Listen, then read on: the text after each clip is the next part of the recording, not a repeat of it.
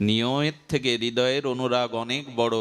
ফুল দিতে গিয়ে আধা ঘন্টা হাত কাঁপে, চোখের জলে ভিজিয়ে দেয়, ও কি কেউ দেখে? সব ছেড়ে দিল। গুরুদেব কাকে রেখেছে? আকাট মূর্খ গো রাখালকে, বোঝে না, সোজে না, শাস্ত্র মানে না, আশা ছেড়ে দিল। এরপরে তার অনুরাগে ওই যে আরতি 1 ঘন্টা দেখাতে থাকে, ভগবান প্রকট হয়ে যান তার এই প্রীতির কাছে, অনুরাগের কাছে। যখন প্রকট হয়ে গেলেন তখন বলছে, প্রভু আমি হাতে করে তো সেবা দেব, আর ওই আটা গ্রামবাসীর কাছে ভিক্ষা করে এসে সেবা দিতে দিতে যখন প্রকট হন রাম লক্ষ্মণ, ওই যে নদীর ধারের মতো, একদিন আর করেছে কি, একদিন সেবার দ্রব্য কাঁচা রেখে সামনে ডেকেছে, প্রভু আসুন। রামচন্দ্র, লক্ষ্মণজি, হনুমানজি, মা সীতা, আর এসেছে শত্রুঘ্ন।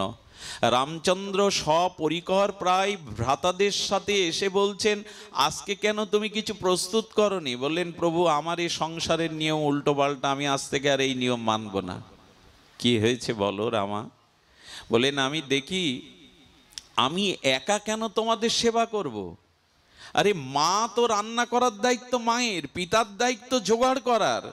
আমি একা কেন হাত পুড়িয়ে এসব করতে যাব? মা কিছু করতে পারে না?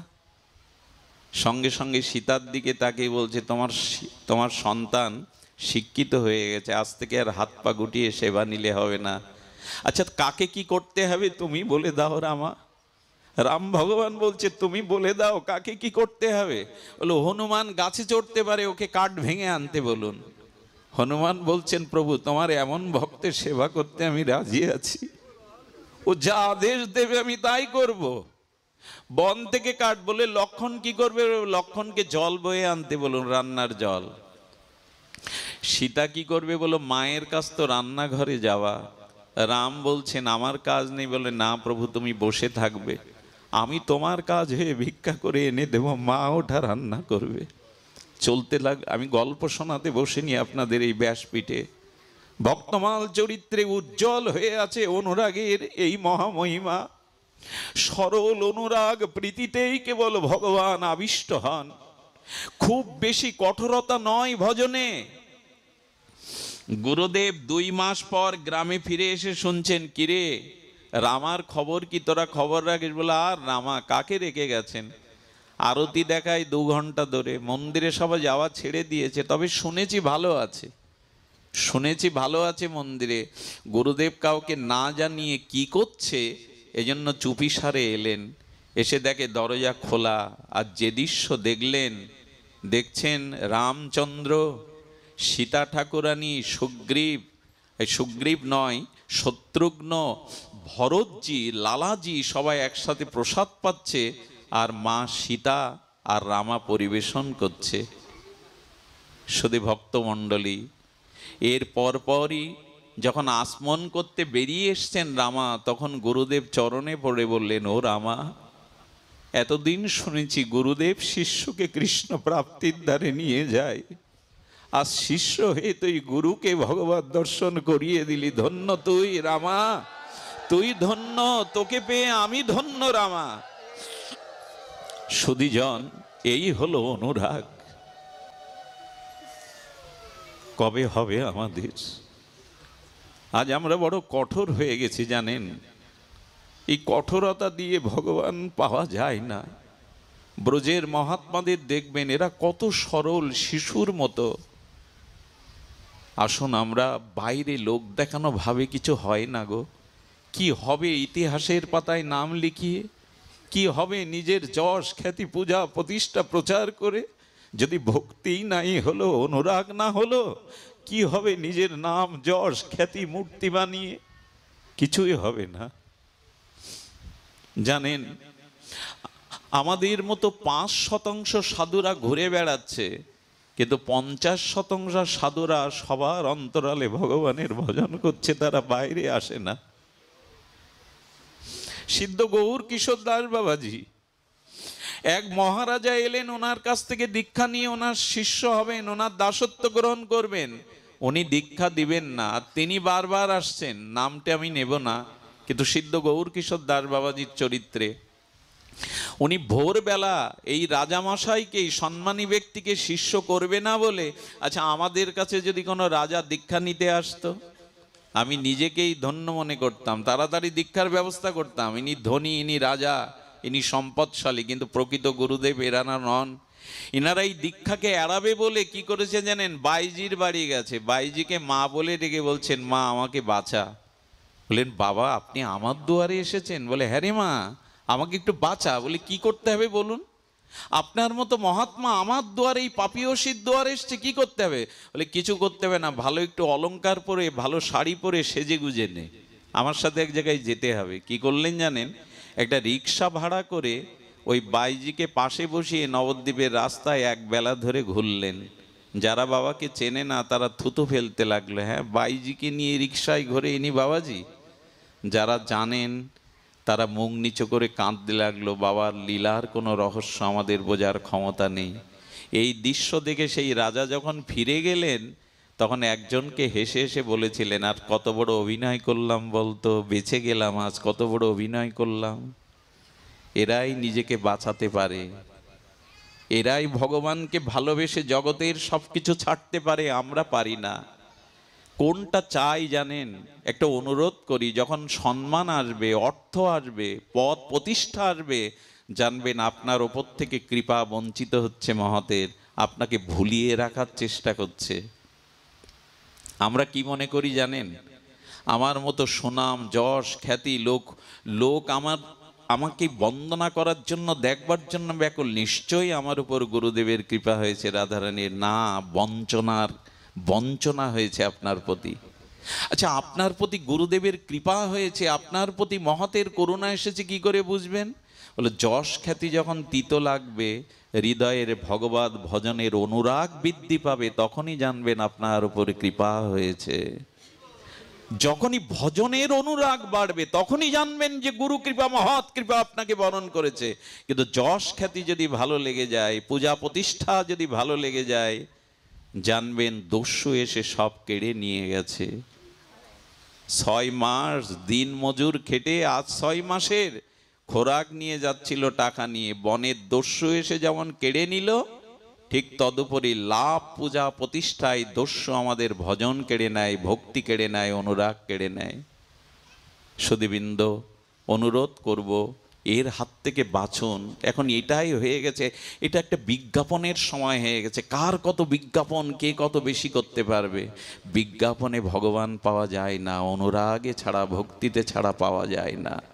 এই জন্য দয়া করি, কৃপা করে আসুন, আমরা এই জাল থেকে বেরিয়ে আসার সংকল্প নেই। আমরা নিজের এই জগতের কোনো পূজা প্রতিষ্ঠা একটা কথা না বললেই নয়।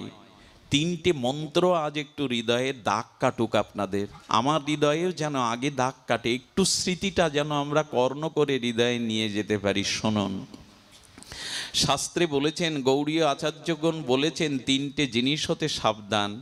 একটি হলো, বললেন এখানে বলছেন যে গৌরব, অর্থাৎ কারো ভিতরে যদি নাম যশের গৌরবে গৌরবান্বিত হয়, তাহলে জানবেন সেটা রৌরব স্বরূপ। 28টি নরকের মধ্যে অন্যতম নরক হলো রৌরব নরক। অর্থাৎ গৌরব যদি ভালো লাগে, এসে আগে পেছনের সাইনবোর্ডে দেখেছি আমার ছবিটা ভালো দেওয়া আছে কিনা। আমি যদি এসে দেখি আমার নামের আগে ভাগবত চূড়ামণি এইসব শব্দ দেওয়া আছে কিনা, না দিলে মনে মনে কষ্ট পাই, কেন বিশেষণ দেয়া হয়নি, জানবেন তার কাজ শেষ, তার কাজ শেষ। যদি গৌরব ভালো লাগে, আমার নাম প্রচারের গৌরব ভালো লাগে, জানবেন আপনি রৌরবে পড়ে গেলেন। গৌড়ী আচার্য বললেন, তুমি রৌরব নরকে ঢুকে গেলে। আর যদি মান ভালো লাগে, তাহলে বললেন তুমি সুরা পান করলে। আচ্ছা, যারা মদ পান করে তারা পবিত্র থাকে ওই সময়? পবিত্র বলবেন তাকে? যারা মদ পান করে ঢুলছে, মাতলামি করছে, এই সময় তারা পবিত্র নয়। তেমনি যাদের মান ভালো লাগে, বলছেন সেটা সুরাপানের ন্যায়। আর নিজের প্রতিষ্ঠা যদি কেউ চায়, গৌড়ীয় বৈষ্ণব বললেন ওটা শূকরের বিষ্ঠা। এ আমরা মনে করতে পারি তো যে আমাদের দ্বারা ভজন হবে? আপনারা করতে পারেন, কিন্তু আমার মতো মাদিসজন পারে না। যদি প্রতিষ্ঠা কারো ভিতরে এই ঝোঁক এসে যায়, নেশা এসে যায়, বলে আচ্ছা শূকরের বিষটা এই অমেদ্য বস্তু কারো অঙ্গে লাগলে, কারো জামা কাপড়ে লাগলে আপনি নিজের ঘরে ওঠেন? তো ঘরে ওঠেন না তো রাধা মাধবের চরণে যাবেন কি করে, সাধুগণের পাশে বসবেন কি করে? হৃদয়ে যদি প্রতিষ্ঠারূপ শুকরের বিষ্ঠা থাকে, বলে এইসব তাল ছেড়ে দাও। যদি এ পথে টেকে থাকতে চাও, এ পথে যদি ভগবত চরণে যেতে চাও, যশ খ্যাতি প্রতিষ্ঠা এগুলো ছেড়ে দাও, এগুলি দিয়ে অনুরাগ জাগাও হৃদয়ে। নারদজির দ্বিতীয় সংজ্ঞা ভক্তি সূত্রের অনুরাগ কাকে বলে, কি করে প্রীতি অনুরাগ ভগবত সাক্ষাৎকার প্রেম ভক্তির সাক্ষাৎ পাবো, দ্বিতীয় সংজ্ঞা বলেই আমরা পাঠ বিশ্রাম করব। দ্বিতীয় সংজ্ঞাটি বড় মার্মিক। বললেন কথা সা অনুরাগা, ছোট্ট ছোট্ট শব্দ। এই গ্রন্থটা একটু ক্রয় করে ঘরে রাখবেন, নারদ ভক্তি সূত্র। ছোট ছোট কথা কিন্তু গভীরতা। দেবশ্রীপাদের গায়ের হাওয়া লাগলেই ভক্তি এসে যায়। তিনি বলছেন এই ভক্তি কল্পতরু, তিনি বলছেন সা কথা অনুরাগা, অর্থাৎ হরি কথাতে যার অনুরাগ এসেছে, পিপাসা এসেছে, ব্যাকুলতা এসেছে, জানবে ভাগবত সাক্ষাৎকারের সময় উদিত হয়ে গেছে তার জীবনে। কি বললাম?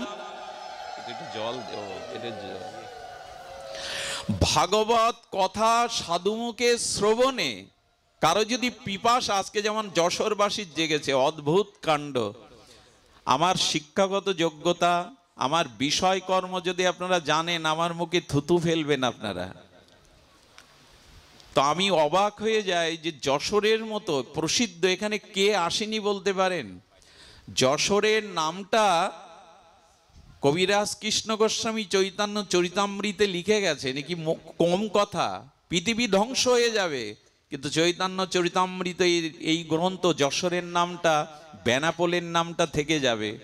ঠাকুর হরিদাসের স্মৃতি অনন্ত বিশ্ব প্রলয় হয়ে গেলেও মুছে যাবে না। অন্য কোনো ভূখণ্ডে এই যশোরের নাম উল্লেখ থাকবে গ্রন্থে। সেই যশোরের মানুষ কে আসেনি এখানে?